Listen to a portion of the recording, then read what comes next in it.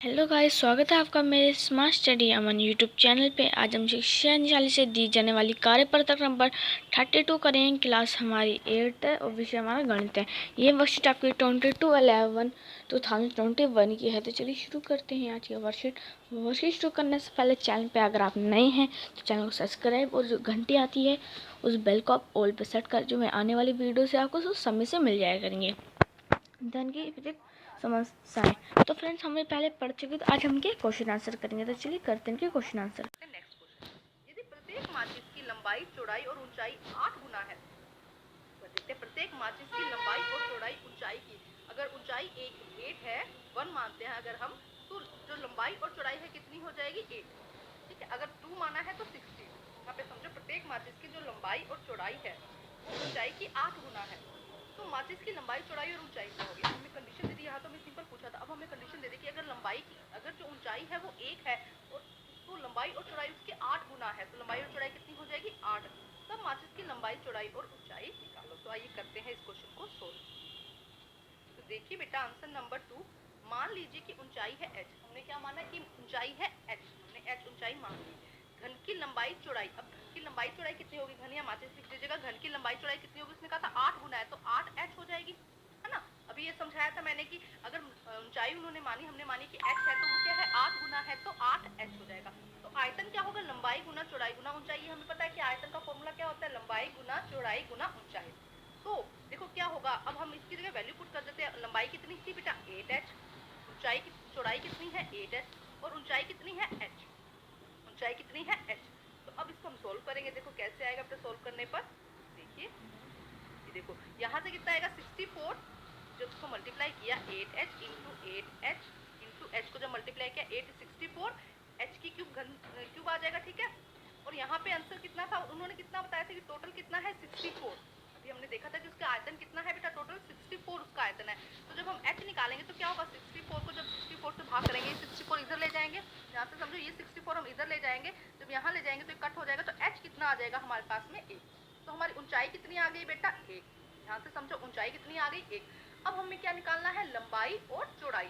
हमें क्या निकालना है? लंबाई और चौड़ाई। तो हमने अभी देखा था बेटा, लंबाई और चौड़ाई जो ऊंचाई है उसकी 8 गुना है, तो सीधा आ जाएगा 8 गुना 1, 8 गुना 1, लंबाई 8 सेंटीमीटर आ जाएगी और चौड़ाई भी कितनी आ जाएगी? 8 सेंटीमीटर। तो ये है हमारा सेकंड क्वेश्चन। अब हम करते हैं क्वेश्चन नंबर 3। प्रश्न नंबर 3 देखते हैं बेटा क्या कहा गया है।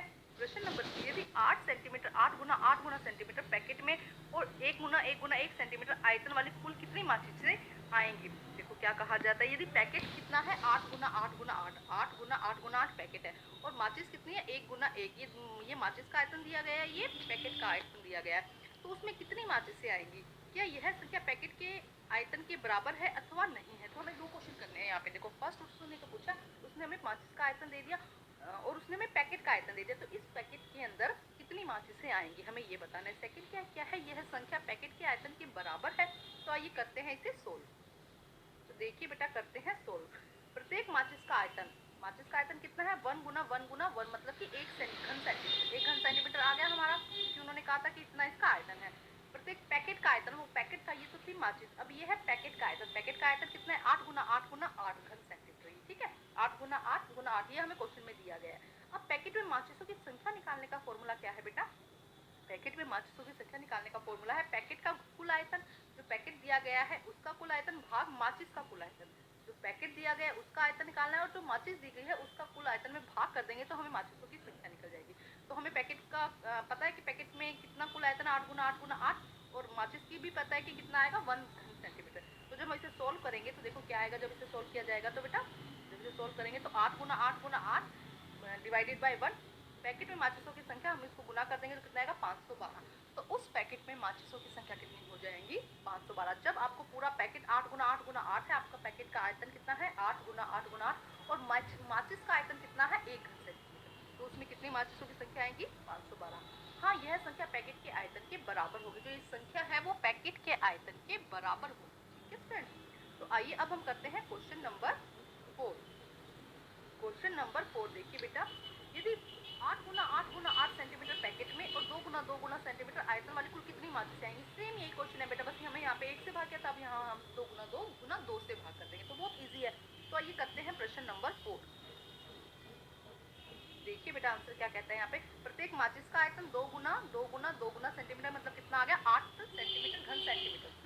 उसके बाद प्रत्येक पैकेट का जो पैकेट दिया गया है तो प्रत्येक माचिस होगी, पैकेट का कुल आयतन कितना 8 गुना 8 सेंटीमीटर। तो हमें माचिसों की संख्या निकालनी है, वही लिखेंगे पैकेट का कुल आयतन और प्रत्येक माचिस का कुल आयतन। तो आगे हम करेंगे 8 गुना 8 को 8 से भाग करेंगे तो कितना होगा, ये 8 से 8 कट जाएगा, 64 हमारा आ जाएगा।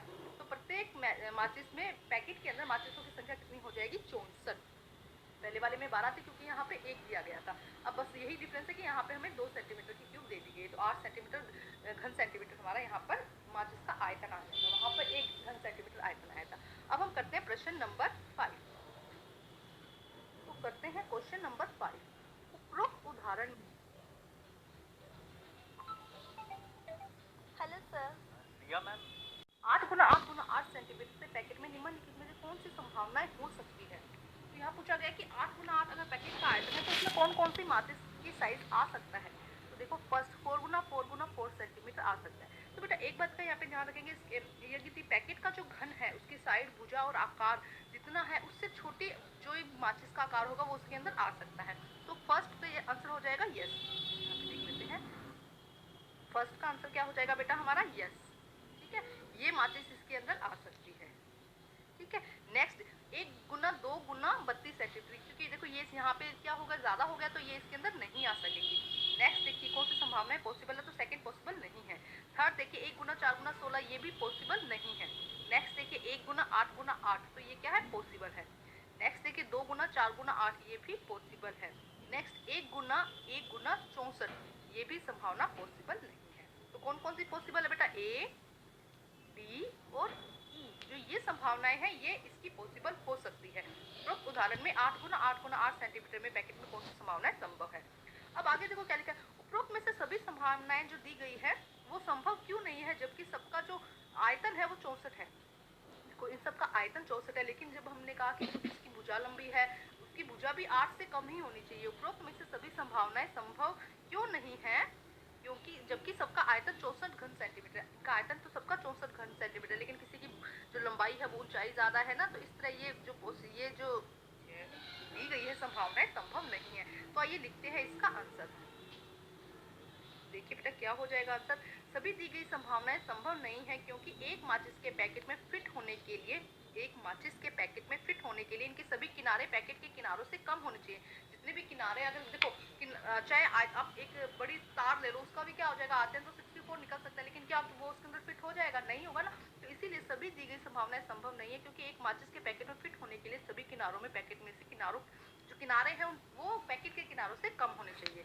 तो बेटा आज की वर्कशीट कंप्लीट होती है। वर्कशीट कंप्लीट करके अपने टीचर से चेक कराइए और प्लीज मेरे चैनल को लाइक कीजिए, सब्सक्राइब कीजिए और शेयर कीजिए। Thank you students.